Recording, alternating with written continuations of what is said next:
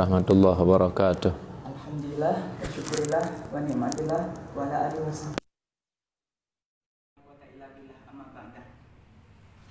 Pertama-tama marilah kita panjatkan puja dan puji syukur kita kehadirat Allah Subhanahu wa taala, karena berkat rahmat-Nya lah kita dapat berkumpul, kita dapat bertatap muka secara online di obrolan nasi MKOS ini dengan mengupas semua tema-temanya, yakni nanti dengan tema COVID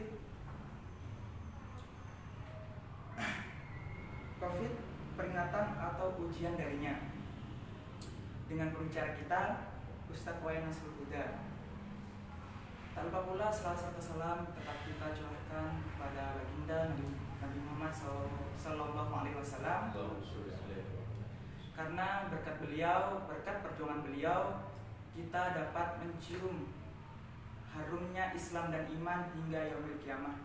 Amin. Baik, untuk itu marilah kita mulai langsung bicara kita. Mari Ustaz. Ya, baik.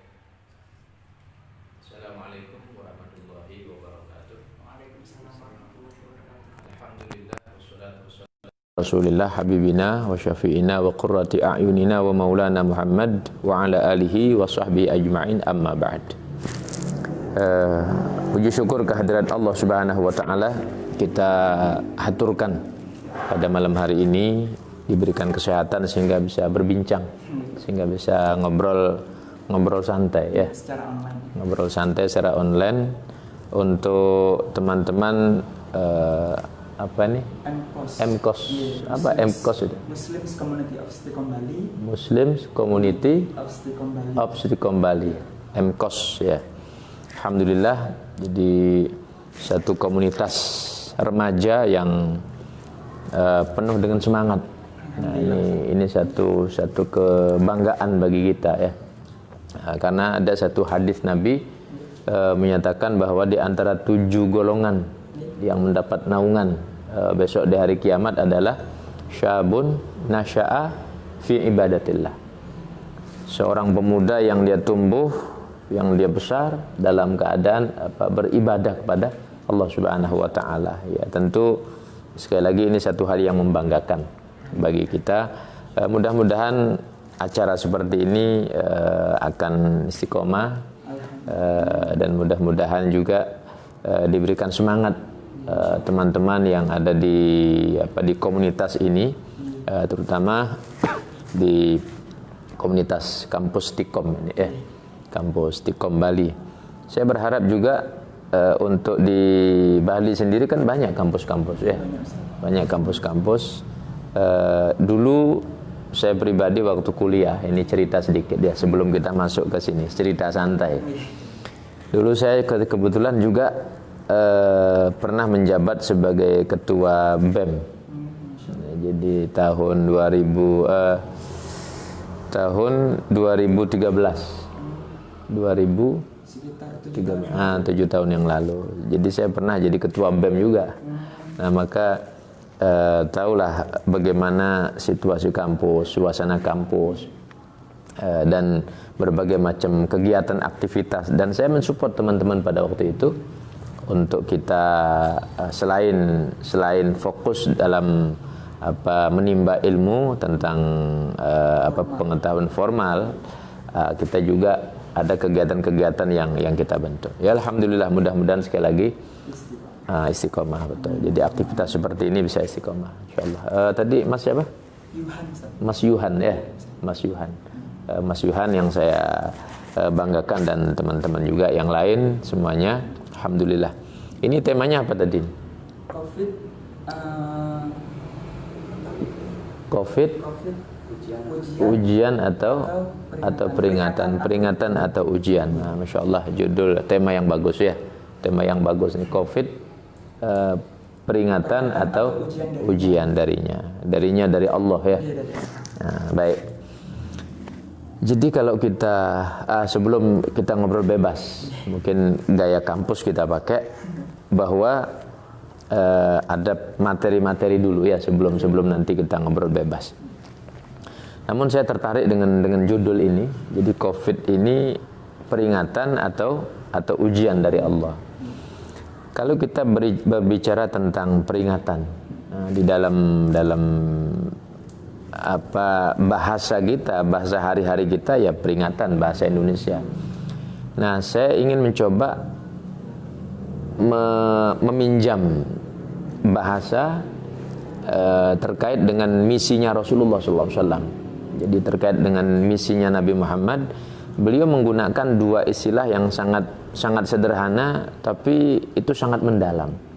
Istilah yang pertama itu namanya tahdzir. Tahdzir itu peringatan atau ancaman. Yang kedua adalah tabsyir.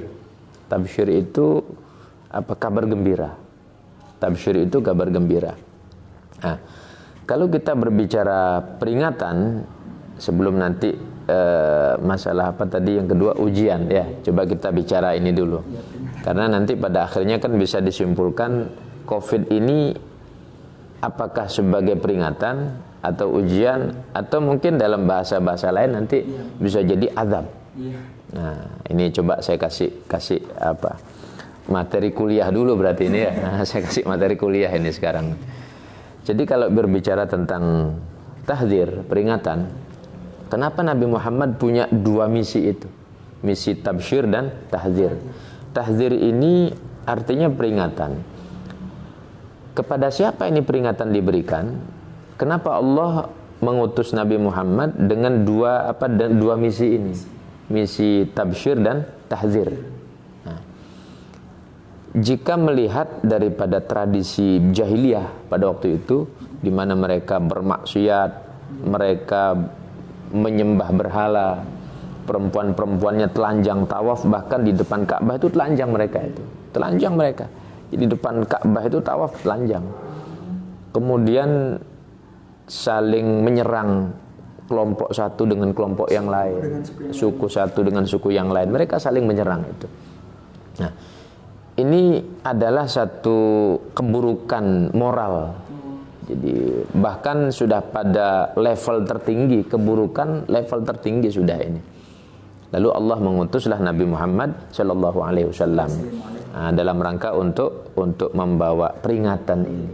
Berarti kalau kita mengambil definisi ini, bahwa peringatan ini adalah satu hal yang diberikan untuk mengingatkan manusia supaya kembali kepada Allah. Yang tadinya mereka tidak beribadah jadi beribadah. Yang tadinya mereka ahli maksiat supaya kembali jadi orang taat. Kan begitu. Kalau kita berbicara peringatan. Nah, sebelum masuk ke COVID ini ya. Apakah COVID ini memang peringatan yang Allah berikan? Apa tujuannya, kan begitu. Nah, baik, itu kalau kita berbicara peringatan. Kemudian yang kedua tabsyir. Tabsyir ini kabar gembira. Jadi tabsyir, kabar gembira ini, namanya kabar gembira tentu diberikan kepada orang-orang yang disayangi. Orang-orang yang disayangi. Ada dalam Al-Quran kalimat yang berbunyi wabasyiris sabirin. Berbahagialah mereka. Jadi mendapat satu kesenangan, kabar gembira bagi orang-orang yang sabar. Setelah berproses dia dalam ujian, kemudian dia mendapatkan mendapatkan anugerah, kabar gembira. Nah, apa kabar gembira yang Allah akan berikan? Surga tentunya. Nah, wa basyiris sabirin. Baik. Nah, jadi kalau berbicara tabsyir berarti satu ketaatan yang dilakukan oleh seorang hamba, kemudian hamba ini mendapatkan hadiah yang layak dari Allah Subhanahu wa taala berupa surganya dan sekaligus catatan-catatan pahala. Baik, ini kalau kita berbicara tentang tabsyir tadi.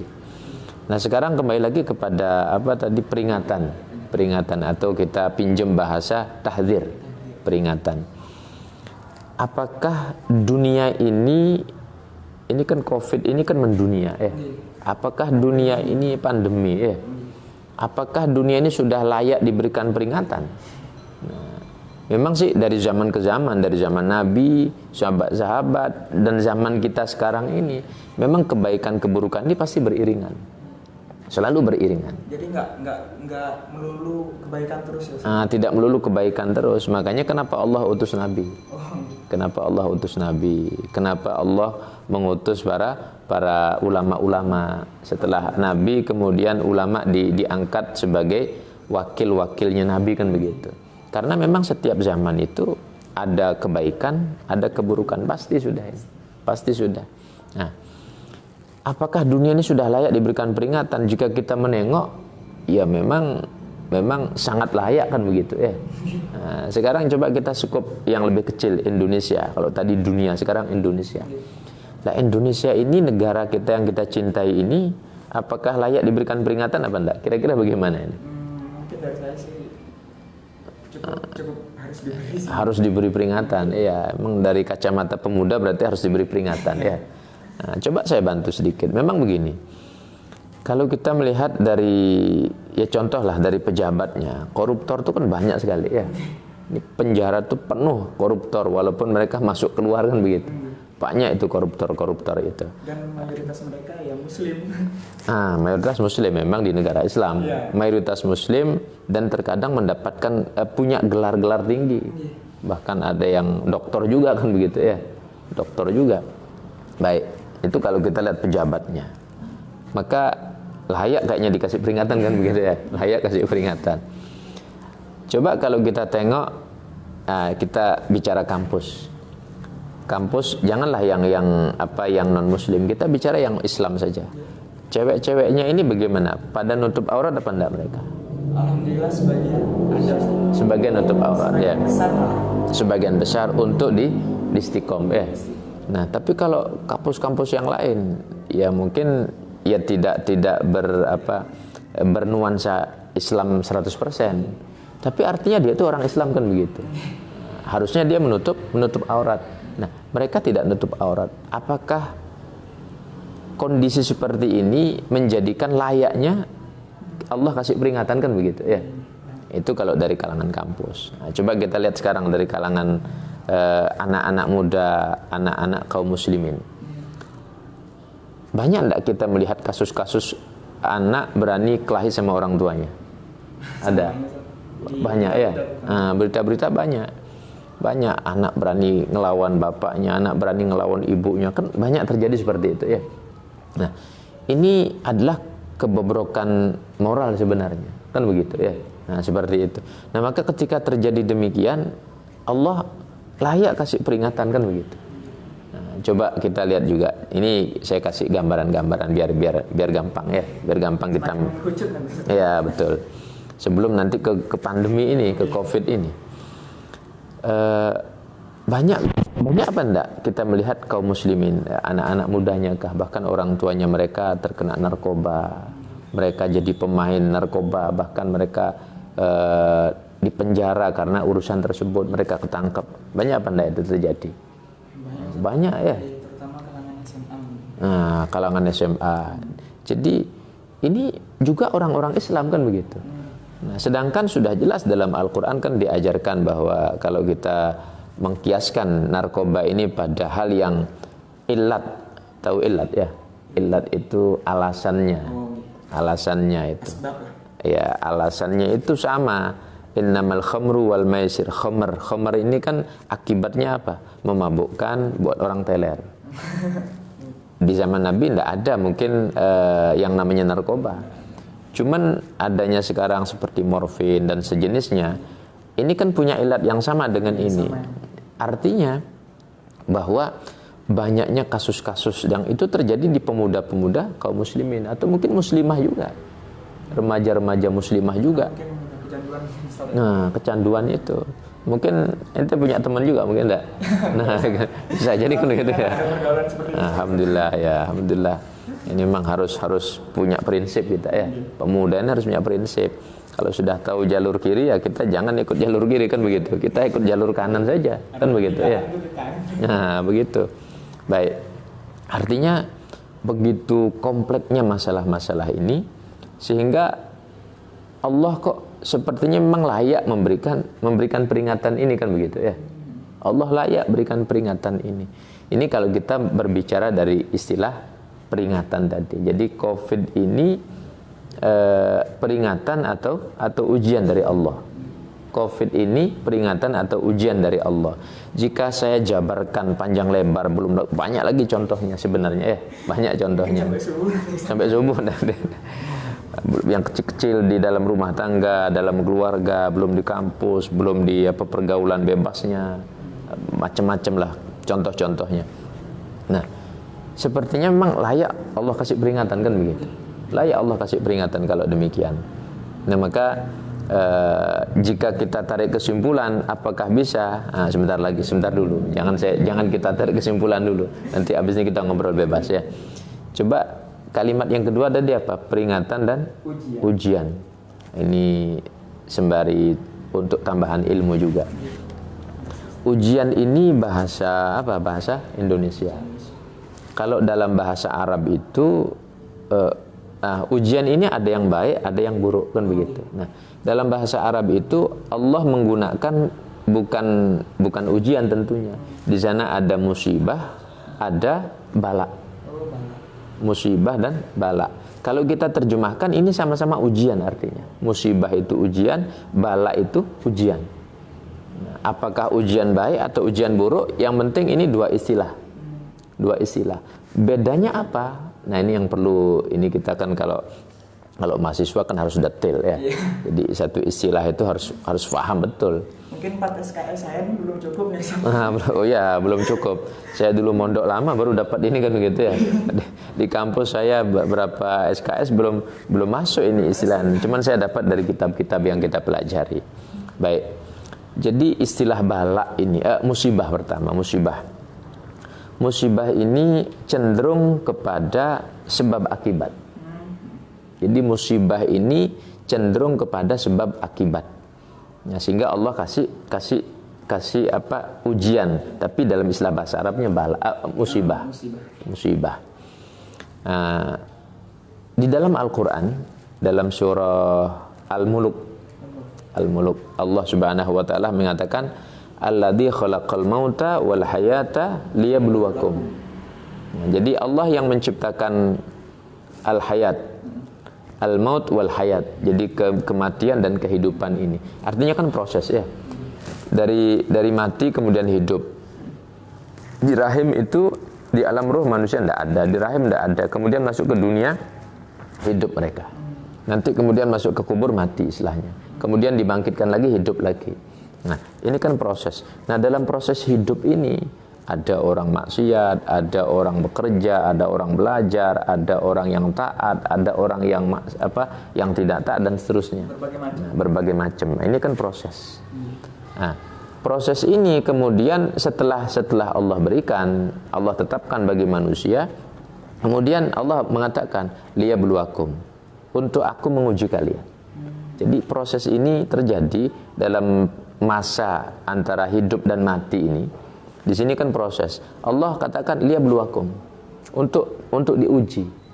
Nah, artinya kan ada keterkaitan manusia ini ya. Kalau saya belajar, maka saya jadi pintar, alim. Kalau saya bekerja, maka saya dapat uang. Jadi ada proses ya. Ada proses. Kalau saya sholat ibadah, maka saya dapat pahala. Ada proses.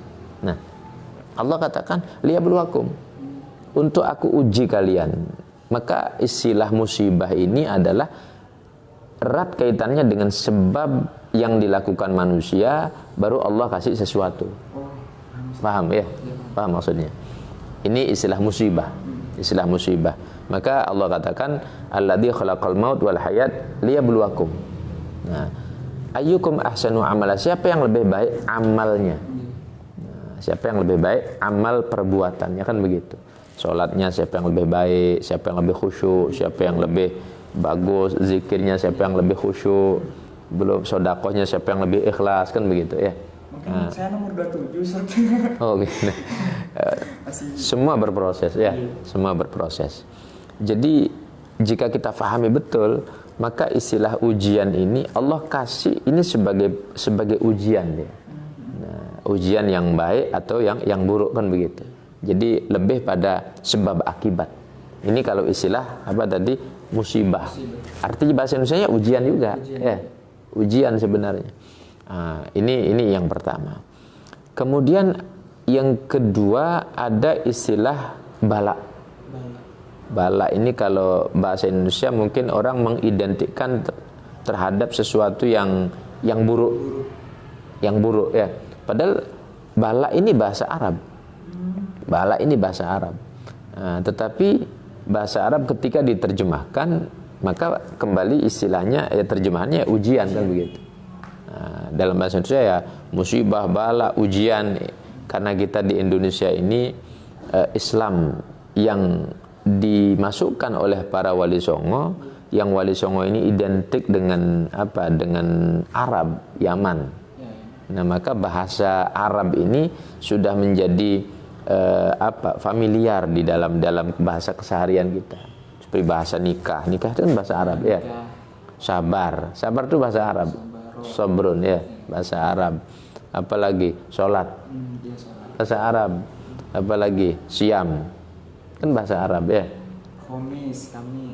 Kamis ya, jadi banyak bahasa Arab yang kita tanpa sadari sudah kita gunakan sehari-hari kan begitu ya, kan seperti itu. Baik.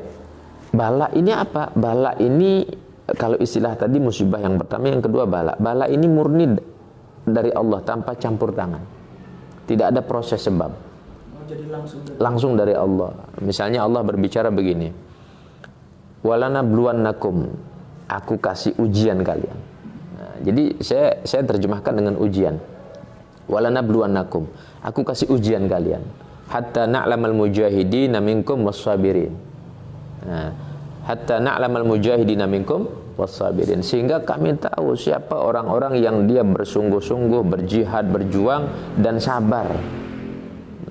Wa nablu akhbarakum, kan begitu. Kalau kita runtut kalimat ayat ini, di sini kan ada kalimat walanabluwannakum. Kalau tadi kalimatnya alladzi khalaqal maut wal hayat liyabluwakum. Tapi kalau ayat ini walanabluwannakum, aku uji kalian, aku kasih bala kalian, kan begitu ya. Kalimatnya kan seperti itu. Aku kasih bala kalian, aku kasih ujian. Nah, dengan ujian yang Allah kasih, jadi tidak ada proses manusianya dulu, langsung Allah kasih. Ketika sudah dikasih, Allah berharap. Di sana Allah mengetahui mana yang sungguh-sungguh, mana yang mau berjuang, mana yang mau belajar, mana yang mau berproses sukses, mana yang dia asal bersantai-santai. Nah, di sini kan ada akan kelihatan. Jadi dengan pemberian ujian ini murni langsung dari Allah, maka kemudian akan kelihatan siapa yang berhasil, kan begitu. Kan seperti itu ya. Kalau katanya orang-orang modern sekarang seleksi alam. Nah, seleksi alam. Betul, dalam prosesnya kan begitu ya, dalam prosesnya. Tetapi kembali ke istilah apa tadi ini, bala ini memang murni dari Allah, tidak ada campur tangan manusia, ada keterkaitan dengan sebab-sebab manusianya, beda dengan musibah tadi. Nah, ini dua istilah yang digunakan untuk mewakili definisi ujian, begitu ya. Itu yang saya maksudkan. Makanya saya bahas dulu istilah bahasa ini. Istilah bahasa ini. Baik. Ada lagi contoh ujian yang buruk. Misal dalam peperangan ya. Peperangan ini termasuk ujian atau apa kira-kira? Kalau saya tanya. Kalau peperangan itu sepertinya ujian karena dia berjuang, Ustaz.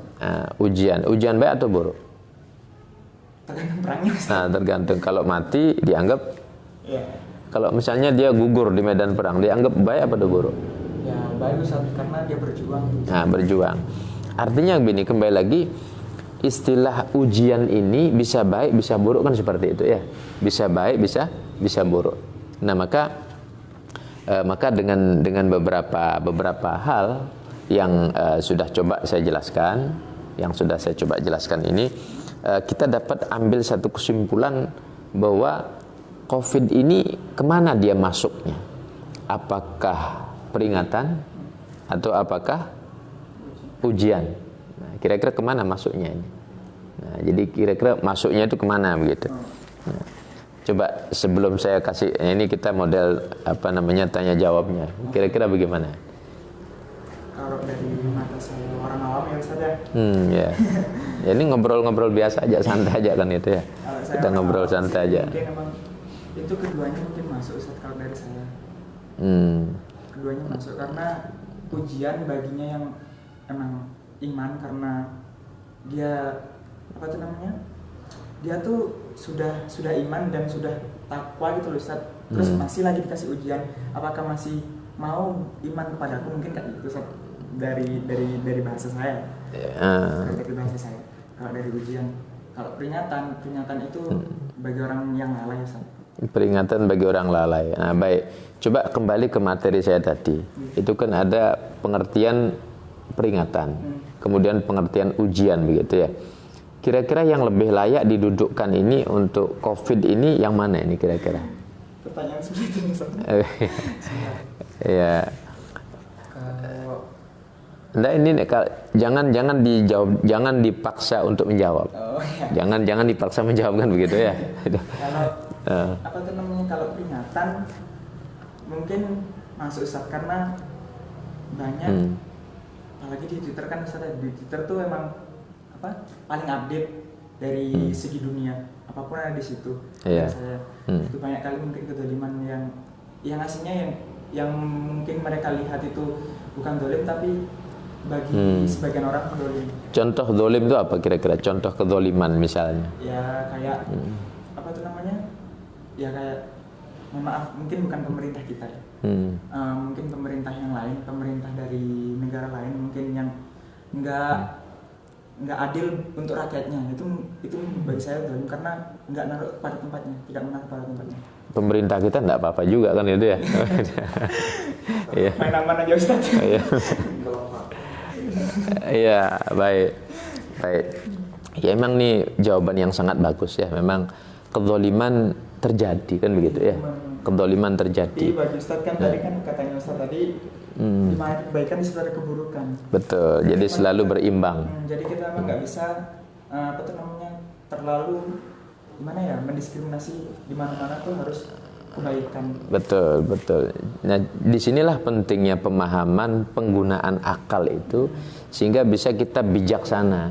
Karena semuanya kan berproses. Hanya saja kan kita berbicara ini ada COVID ini. Nah, COVID ini Allah berikan untuk memperingatkan atau menguji kan begitu ya. Kan begitu masalahnya. Nah, baik. Saya coba kita ngobrol sedikit juga. Kira-kira COVID ini sudah mempan atau enggak untuk memperingatkan ini? Kalau kita istilah peringatan. Kalau mempannya sih kayaknya sih cukup mungkin karena dari saya karena di situ pasti orang bakal berpikir apalagi mohon maaf ya lokalisasi bakal ditutup yakin ya. Lokalisasi ditutup. Apa hiburan malam ditutup. Ya walaupun sementara mungkin. Iya. Karena kalau udah new normal mungkin udah balik lagi kan gitu ya.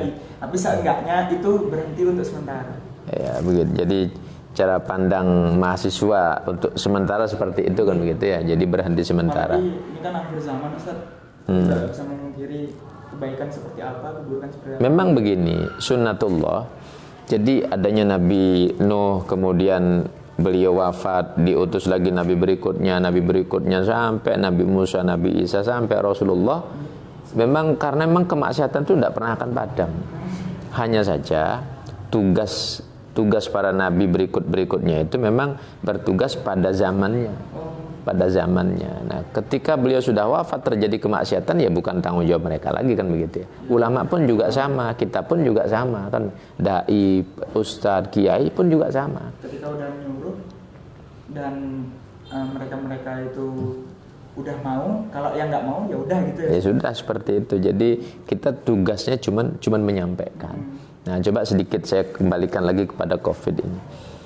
Kalau kita berbicara COVID, memang isunya ini cukup, saya istilahkan isu, kenapa? Karena di beberapa daerah itu kan menjadi zona hijau, tidak terdampak di sana kan begitu ya. Tapi artinya isunya ini cukup menjadikan menjadikan jera orang-orang yang mereka beraktivitas terlalu liar, kan begitu. Walaupun ada negatifnya. Negatifnya apa? Negatifnya ini ibadahnya jadi takut beneran, akhirnya orang tidak berani ke masjid, kan gitu ya. Tidak berani ke masjid. Nah, kemudian tidak berani majelis ilmu, tidak berani. Nah, akhirnya ya dengan cara ini, artinya untuk mengingatkan secara besar itu tidak dapat terpenuhi. Kalau dengan cara seperti ini, bolehlah ini secara formalitas demikian ini. Cuman apakah yang nonton video seperti ini, nonton live streaming seperti ini, apakah banyak? Atau justru memang mereka nonton, cuman mungkin ya ada film silatnya, mungkin ada film macam-macam, kan begitu ya. Ada lucu-lucuannya. Nah, seperti itu. Tapi ini bagian dari ikhtiar kita. Ini bagian dari ikhtiar kita. Alhamdulillah, maka saya bangga ada kesemangatan dari teman-teman mahasiswa seperti ini. Insyaallah mudah-mudahan akan menjadi manfaat untuk ya di generasi kalangan kita. Kalau yang generasi tuanya yang sudah lewat ya sudah, kan begitu ya. Yang kita pikirkan teman-teman yang yang setara dengan kita, dan kemudian adik-adik kita kan seperti itu. Nah, saya kira demikian. Artinya bisa kalau saya simpulkan bahwa COVID ini merupakan peringatan dari Allah. Peringatan dari Allah. Hanya saja bagaimana orang menyikapi, kan begitu ya. Bagaimana orang menyikapi. Saya kira seperti itu. Ya, mungkin dari teman-teman barangkali yang ikut live, barangkali ada pertanyaan-pertanyaan. Ya. Apa suaranya kurang keras ya? Ya, tadi ada yang bilang kurang keras suaranya. Udah enggak ya? Ya, barangkali ada yang mau tanya atau kan dari teman-teman. Ada pertanyaan mungkin dari teman-teman. Ya, silakan barangkali.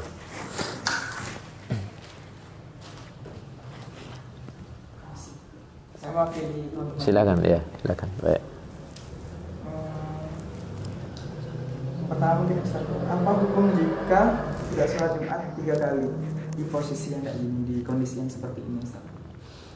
Tidak Jumat ya, sampai 3 kali dalam kondisi seperti ini. Ya.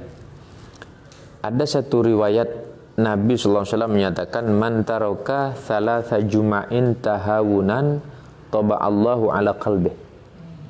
Barang siapa yang dia meninggalkan 3 kali Jumatan, tahawun itu karena malas, karena tidak ada uzur, kan begitu ya, maka Allah stempel hatinya.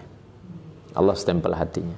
Memang jika kita melihat di sini, ada orang-orang memang dia biasa istiqomah Jumatan, dengan masalah seperti ini dia bingung, resah, lalu dia mencari hukum, sandaran hukum.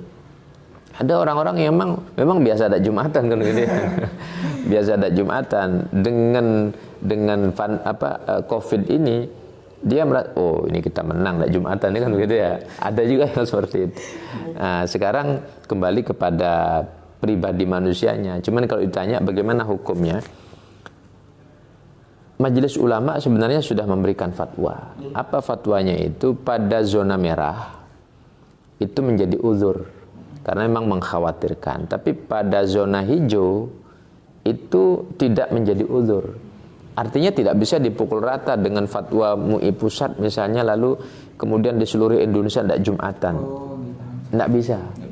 Maka dilihat zonanya. Nah, saya bisa menegaskan, kalau ternyata dia berada di zona hijau, cuman tidak ada usaha untuk dia mau Jumatan, 3 kali tidak Jumatan, toba Allahu ala qalbih, ditutup hatinya itu. Maka semakin ditutup bahaya itu. Kalau seperti itu, kan begitu ya. Nah, saya kira demikian. Ya. Cukup itu. Terus yang kedua, bagaimana jika ada orang meninggal di saat COVID? Kan jadinya kan mungkin yang sholat cuma 1 orang, terus ya sebagian nggak sebanyak orang biasanya, Ustaz, dari pertanyaan yang saya lihat ya. Orang meninggal di masa COVID. Ya, kembali lagi, saya kira sama ya. Kalau memang itu di zona hijau, tentu di sini pemerintah bertanggung jawab, dokter bertanggung jawab. Kejujuran mereka itu dibutuhkan. Kejujuran mereka itu dibutuhkan. Memang di lingkungan ini memang benar-benar terjadi COVID atau enggak? Ini meninggalnya karena memang COVID atau enggak, kan begitu. Kalau memang karena COVID, dibutuhkan kejujuran sehingga dia pun tegas menyampaikan ke masyarakat ini ada penyakit pada mayit ini kan begitu ya. Nah, biar nggak buat bala yang lain gitu. Betul. Maka artinya jika memang benar ini positif, ya berlaku hukum seperti itu, jadi ngubur dengan cara yang memang prosedurnya kan yang sudah kedokteran betul. Betul seperti itu. Tapi kembali lagi kalau ternyata itu tidak positif corona, hanya diisukan, dia tidak jujur itu berarti zalim. Ketidakjujuran pihak dokter, ketidakjujuran aparat itu berarti dia zalim. Terutama yang muslim kan begitu ya. Karena memang sih mengubur itu termasuk mensolatkan, memandikan tuh fardu kifayah. 1-2 orang menyelesaikan sudah beres kan begitu. Ya, dari satu kampung itu 1-2 orang menyelesaikan sudah cukup. Memang fardu kifayah. Namun kalau kita melihat harapan mayit, harapan keluarga itu kan didoakan, disolatkan orang banyak kan begitu ya. Iya. Nah, maka mungkin jawaban saya yang tegas, yang lebih tegas, kejujuran dari pihak medis ini dan kejujuran pemerintah bahwa memang ini COVID, sehingga ya kalau emang positif ya begitu cara penguburannya. Tapi kalau enggak ya sampaikan supaya tidak seperti itu begitu. Saya kira begitu deh. Ada lagi mungkin deh. Yang ketiga ini masih ada banyak, mungkin ada tambahan. Silakan, enggak apa-apa. Ya santai saja nih, sambil ngobrol santai saja. Nomor 3 apa hukumnya jika ke pasar saat pandemi? Dan kan mungkin yang saya tangkap sih ke pasar kok dikasih, tapi kok ke masjid kok masih dilarang-larang gitu, mungkin Ustaz dari. Pertanyaan ini nih yang nanya ini berarti hatinya dongkol dia kayaknya begitu. Ke pasar bagaimana hukumnya, sedangkan ke masjid kok dilarang-larang begitu. Sebenarnya maka kembali lagi kejujuran itu tadi. Sehingga kalau kejujuran maka aturan itu berlaku kan begitu ya. Kalau pemerintah tegas, ini memang terjadi COVID, pandemi, dan ini akan berdampak buruk. Kalau seandainya terjadi satu kasus positif, satu daerah, satu lingkungan pasar, maka dengan dibuka pasar seperti itu akan menyebar dan cepat kematian terjadi. Apalagi itu pasar kan kotor kan begitu. Dari situ juga tuh mendolimi rakyat juga. Mendolimi juga. Nah, satu sisi kalau tadi ditanya perimbangannya masjid, nah masjid ini justru kalau kita melihat ini tempat yang suci, tempat yang bersih, tempat yang suci, tempat beribadah, terjaga betul. Nah, kenapa kok ke pasar boleh, ke masjid tidak boleh? Karena lebih kotor. Lebih kotor pasar. Bahkan Nabi mengatakan bahwa syarrul biqa, sejelek-jelek tempat di atas muka bumi ini adalah aswaquha. Pasar-pasarnya kan begitu ya. Kan seperti itu. Dan sebaik-baiknya tempat masjid kan begitu, masjid-masjid. Nah, ini memang menjadi pertanyaan kemudian, kenapa kok seperti itu? Sehingga ada ada something kan ada sesuatu di sana kan begitu ya. Kenapa kok demikian? Saya kira seperti itu ya. Ya kita bijak kita saja nantinya menyikapi. Cuman yang jelas kalau saya bisa berpesan pada para teman-teman di kampus yang muslim ini, kalau emang waktunya Jumatan gitu ya. Jangan sampai tidak Jumatan. Berusaha lah cari masjid yang betul. Jadi berusaha cari masjid yang memang terdekat, atau kalau emang sama sekali tidak ada ya beberapa orang kita dirikan itu kan begitu ya. Saya kira demikian ya. Ada lagi ya. Bagaimana pendapat Ustaz tentang COVID adalah sebuah konspirasi atau sudah ada yang merencanakan demi tujuan tertentu? Apakah COVID ini konspirasi yang dipermainkan oleh pihak-pihak tertentu, sama elit global mungkin? Kalau secara hakikat saya tidak bisa menjawab ini konspirasi atau bukan kan begitu ya. Cuman dari tanda-tanda yang kita alami masyarakat ini ada juga mengarah ke sana. Terlepas pada akhirnya memang ini benar-benar ada COVID ini kan begitu ya. Walaupun di beberapa daerah mungkin benar-benar ada. Tetapi dampaknya ini kan bukan hanya berlaku pada daerah-daerah yang kita lihat contohnya ada kasus kan begitu. Ini kan menyeluruh. Maka kalau ditanya apakah konspirasi, saya sih tidak bisa menjawab hakikatnya ini konspirasi. Tapi memang semuanya ini tidak lepas dari rencana Allah. Rencana Allah. Itu Gitu. tergantung dari sebabnya kan Ustaz. Betul. Konspirasi manusia Iya. dari mana? Intinya Semua itu dari Allah. Maka kembali lagi ke topik awal bahwa apakah ini peringatan dari Allah? Memang peringatan dari Allah melalui tangan-tangan manusia kan begitu ya, yang jahil kan. Ya itu tadi proses itu tadi. Ya. Ada lagi mungkin ini. Yang kelima Ustaz. Apakah di zaman Nabi dulu ada pandemi seperti ini Ustaz? Atau tidak? Jika ada, bagaimana orang zaman dulu menyembuhkan pandemi ini? Baik. Apakah zaman Nabi itu ada pandemi seperti ini? Memang kalau kita berbicara wabah, ta'un, itu sudah dibicarakan oleh Rasulullah SAW dan kejadian besar terjadi pada zaman Sayyidina Umar bin Khattab. Nabi SAW, Siti Aisyah ketika bertanya tentang ta'un. Ta'un itu adalah azab yang diberikan oleh Allah kepada orang-orang dikehendaki kan begitu. Azab yang diberikan oleh Allah kepada orang-orang dikehendaki dan rahmat bagi orang-orang beriman. Rahmat bagi orang-orang beriman.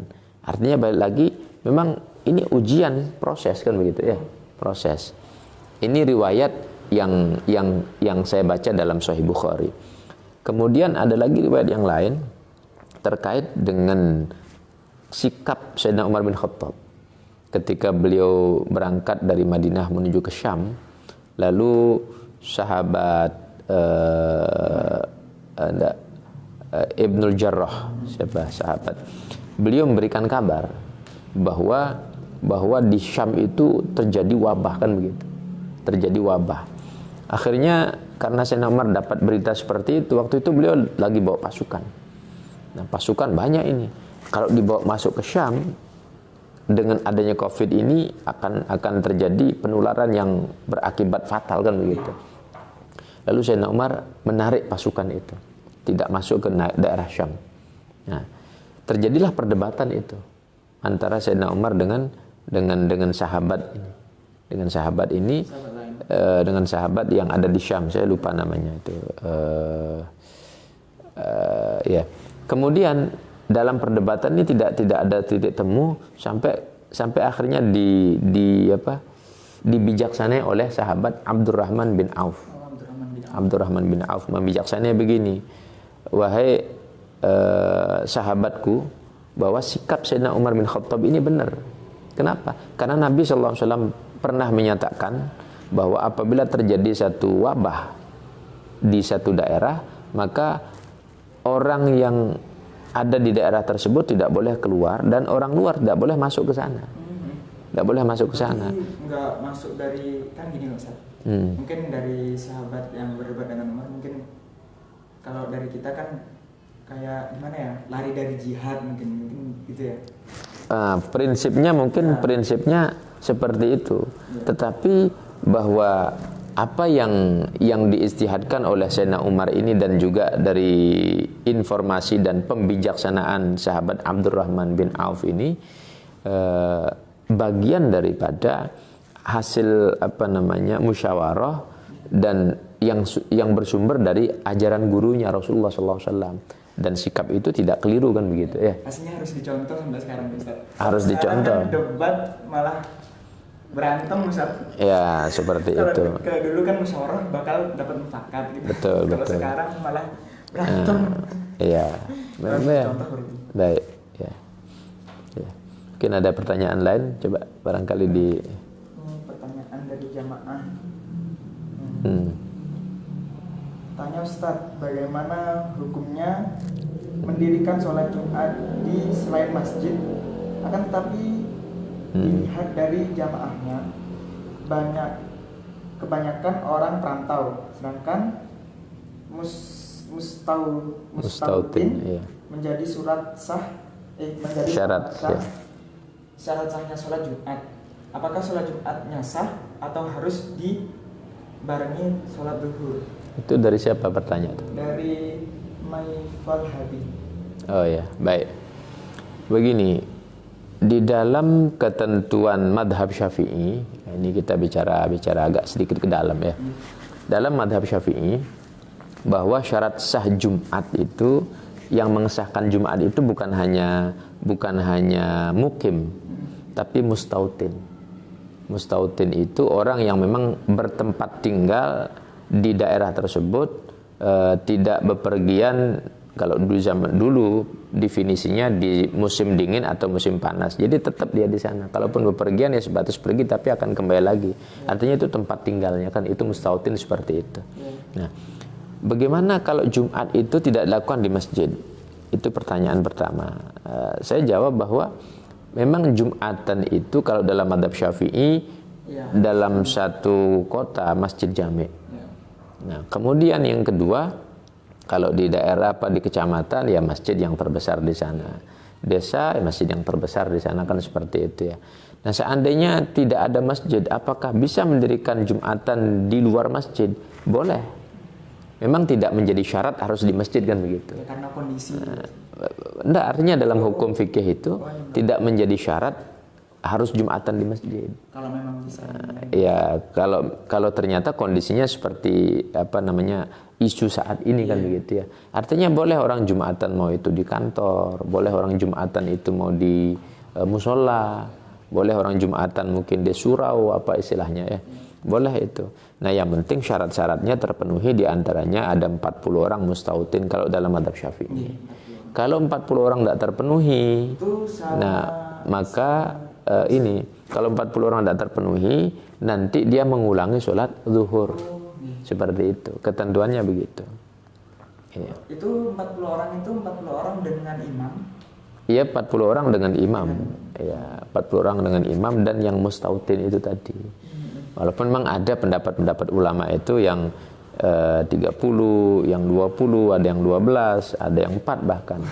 Nah, kan seperti itu. Tapi itu yang mustautin, jangan salah. Artinya bukan sekedar kumpul 4 orang Jumatan, bukan begitu. Yang mustautin. Yang mustautin, ya. Nah, kalau tidak terpenuhi syarat itu, maka harus mengulangi sholat zuhur juga. Nah, terus ngapain kok sholat Jumat mengulangi sholat zuhur? Ya memang syarat dalam agama seperti itu. Ya kita kan harus patuh kan begitu ya. Baik. Ada lagi? Mungkin ada lagi dari teman-teman? Masih ada lagi dari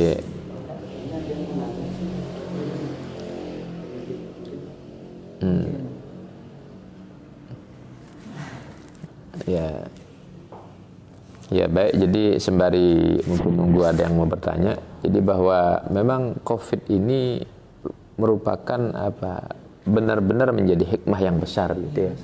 Terlepas daripada memang yang terjadi di lingkungan kita atau tidak terjadi, atau terjadi di luaran sana kemudian menjadi isu yang digeneralisir. Nah, kita benar-benar mendapatkan hikmah. Tampak sekali siapa yang memang dia imannya kuat, yang berani kan begitu ya. Ada yang memang benar-benar tidak berani, dia takut betul, ciut nyalinya, akhirnya tidak sholat jamaah, tidak sholat Jumat dan gitu ya. Nah, bahkan sampai katanya dengan COVID ini tidak puasa juga sekalian kan, jadi ketakutannya berlebihan kan begitu. Iya, takut imunnya kurang katanya. Betul, jadi alasan imunnya kurang akhirnya tidak puasa. Ya, ini kan terlalu berlebihan. Iya. Padahal segala sesuatu itu kan Allah yang menetapkan kan begitu. Kalau zaman sekarang tuh kadang kita nggak tampak yang mana kebaikan, yang mana keburukan. Kadang kita lihat yang mana kebaikan malah yang di mata Allah itu keburukan. Itu loh Ustaz. Kalau zaman sekarang tuh. Jadi ya makanya saya dari teman-teman tuh ada pertanyaan apa tuh tema tuh? Tema COVID itu peringatan apa ujian, yaitu pertanyaan aja. Ya memang manusia ini mungkin perlu ini sebagai garis besar dari pembicaraan kita ini, bahwa segala sesuatu yang kita anggap baik belum tentu baik menurut Allah kan begitu. Segala sesuatu yang kita anggap buruk belum tentu buruk menurut Allah kan begitu. Nah, jadi pada prinsipnya seperti itu, sehingga apapun yang Allah kasih bisa jadi memang menguji kita untuk kebaikan kita. Menurut kita mungkin buruk kan begitu ya. Nah, sehingga kalau hikmah ini sekali lagi kalau saya bahasakan isu bukan fakta, karena saya melihat lingkungan-lingkungan yang memang saya melihat tidak ada kasus 1-2 orang yang mati karena hal tersebut kan begitu ya. Belum saya lihat itu. Kalaupun isu-isu di luar berita-berita ya. Nah, maka saya katakan isu ini cukup menjadikan efek jerah bagi orang-orang yang mereka itu beraktivitas maksiat secara berlebihan. Tapi negatifnya yang beribadah ini juga takut sekalian kan, kasihan ya. Ini ada pertanyaan tambahan. Nah, bagaimana? Dari Basri Jen. Bagaimana Ustaz tentang jamaah Jumatan memakai jarak, tapi daerah tersebut tidak ada yang terdampak? Iya. Baik. Ini juga bagaimana, siapa tanya tuh? Basri. Mbak Basri dari Singaraja kayaknya itu ya. Baik. Hafal sama jamaahnya. Iya, alhamdulillah saya agak banyak tahu jamaah itu. Begini.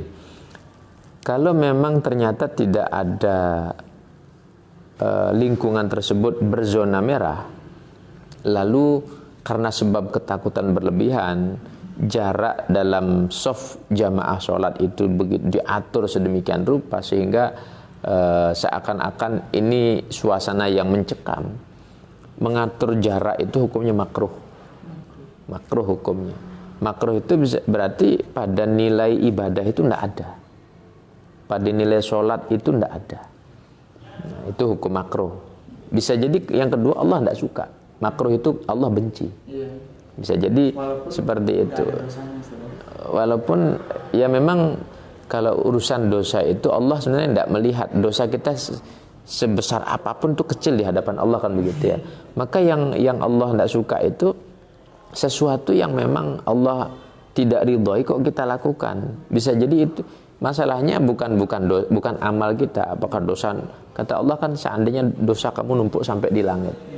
Tapi kalau Allah misalnya bilang hilang, habis, terhapus. Artinya nilai dosa itu tidak seberapa sebenarnya di hadapan Allah itu. Makanya bukan karena dosanya besar atau kecilnya, tapi pelanggarannya ini loh.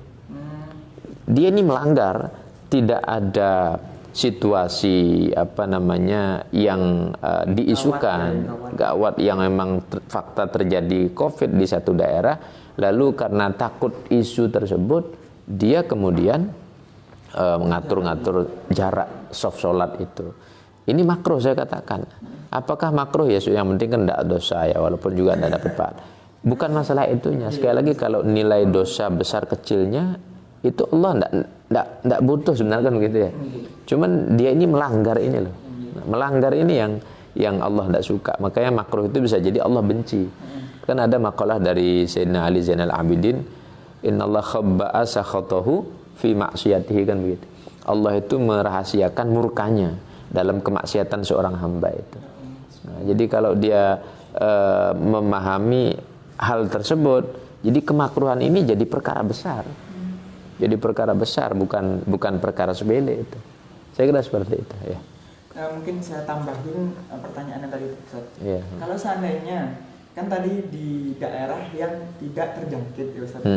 Kalau seandainya daerah itu terjangkit, kalau memang di daerah tersebut terjangkit, artinya memang benar-benar zona merah, ya berlaku semua uzur itu. Jangankan sholat berjamaah ngatur shop, tidak usah Jumatan, kan begitu ya. Oh iya, tadi balik lagi ke sana. Kalau memang benar terjadi itu uzur, ya, cukup. Tidak usah Jumatan. Kalau benar terjadi, tapi kalau memang benar tidak terjadi, untuk apa seperti itu kan begitu ya. Jadi ini kan ketakutan yang berlebihan namanya ya. Ya sama kayak tadi ada satu yang sampai nggak puasa itu. Sampai nggak puasa, itu kan kasihan ya. Walaupun imun nggak terjaga, yang penting kita kan di dalam rumah cukup Ustaz. Pada intinya juga artinya yang menjaga itu Allah kan begitu ya. Maka makhluk ini tidak ada yang berbahaya. Jadi Allah yang menguatkan, Allah yang melemahkan, Allah yang membahayakan, Allah yang memberikan manfaat kan Allah semua. Kan begitu sebenarnya. Ini kalau kita bicara iman ya.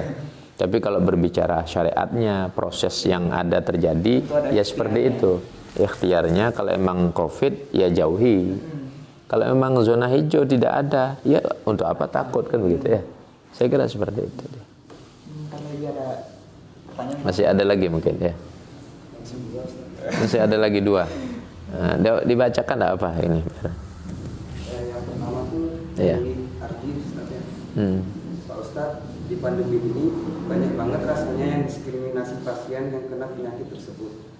Bahkan berpengaruh ke keluarganya yang tidak kena. Gimana kita menanggapinya?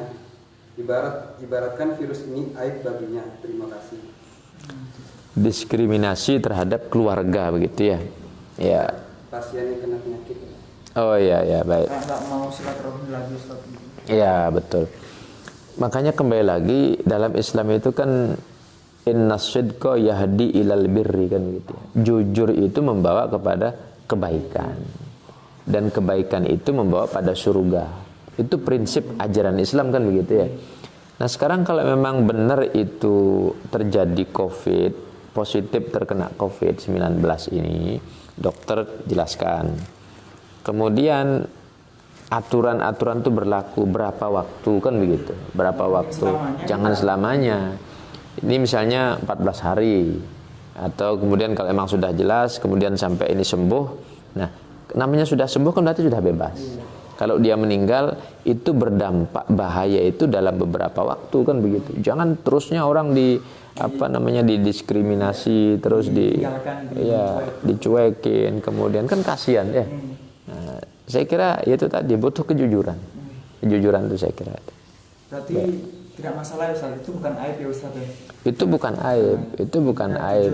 Iya. Kejujuran berdampak kebaikan karena kebaikan itu dampaknya ke surga. Dampaknya ke surga. Jadi jujur akan berbuah kebaikan, kebaikan itulah akan menghantarkan orang ke dalam surga, kan seperti itu. Ya. Dapat ilmu. Ya, betul. Pertanyaan kedua Ustaz ya. Yang kedua gimana? Mungkin ini pertanyaan yang menanggapi cara sholat waktu pandemi ini. Pertanyaan dari Melisa. Saya pernah mendengar dari salah satu ulama, sholat Jumat di keadaan terdesak, yang terpenting ada imam, makmum, sudah sah. Bagaimana ya Ustaz? Baik. Sholat dalam keadaan terdesak. Begini, dalam Islam itu ada rukhsah, ada keringanan. Ada keringanan. Jangankan urusan yang biasa. Orang kalau kepepet, terdesak, tidak bisa makan, dia mati kalau tidak makan, cuman ada babi. Makan, ya diringankan. Allah kan berfirman begini, "Famanidurra ghaira baghin wala 'adin fala isma 'alaihi," kan begitu. Barang siapa yang memang dalam keadaan terdesak, darurat, dia tidak berkeinginan sebenarnya untuk melakukan hal tersebut. Tidak ada kesengajaan, fala isma 'alaihi, tidak dosa. Kan seperti itu ya. Nah, cuman ketidakdosaan itu apakah kemudian dianggap satu hal yang wajar biasa? Tentu tidak demikian. Nah, dalam hal ini jika memang syarat-syarat ibadah Jumat tidak terpenuhi, ya maka nanti harus mengulangi sholat zuhur. Intinya begitu. Jadi tetap jalankan, ada imam, makmum cukup sudah. Tapi kalau tidak terpenuhi syaratnya, sholat Jumat tapi sholat zuhur juga. Begitu ketentuannya ya. Artinya tidak dengan seakan-akan sudah gugur lalu akhirnya meninggalkan secara penuh, tidak seperti itu ya. Ada aturan mainnya itu dia. Itu berarti pahalanya itu double apa gimana Ustaz? Wallahu alam, cuman yang jelas setiap amalan itu ada nilai pahalanya. Oh, ada nilai pahala. Ketika benar ikhlas itu ada catatan pahalanya. Nah, jadi setiap amalan, bahkan Nabi mengatakan innamal a'malu wa innamal likulli imri'in ma nawa. Niatnya saja itu sudah tercatat kan begitu ya. Niatnya saja sudah tercatat. Nikmat Islam gitu. Islam itu seperti itu ya. Baik. Ada lagi mungkin? Ada lagi. Cukup ya. Nah. Ya.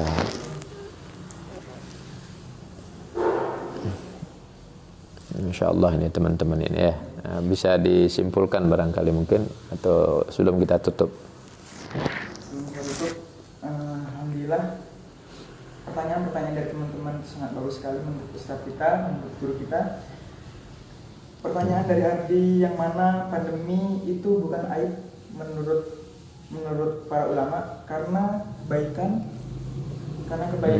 karena kejujuran itu berbuah kebaikan dan kebaikan berbuah ke surga. Begitupun dari Melisa, yang mana sholat Jumat itu harus nggak cukup ya Allah, cukup dengan imam dan makmum, tapi lebih disempurnakan lagi dengan sholat zuhur. Kalau tidak terpenuhi syarat-syaratnya kan begitu ya. Baik, dari kita cukup. Alhamdulillah, insya Allah semua barokah. Insya Allah. Semua pertanyaan sudah kita kupas, apalagi dengan tema yang seperti itu. Yeah. Temanya itu sekaligus pertanyaan Ustaz, Yeah, betul. COVID itu peringatan atau ujian. Yeah. Alhamdulillah semua kita udah kupas. Kurang lebihnya mohon maaf. Ajarnan nanar. Assalamualaikum warahmatullahi wabarakatuh. Waalaikumsalam warahmatullahi wabarakatuh.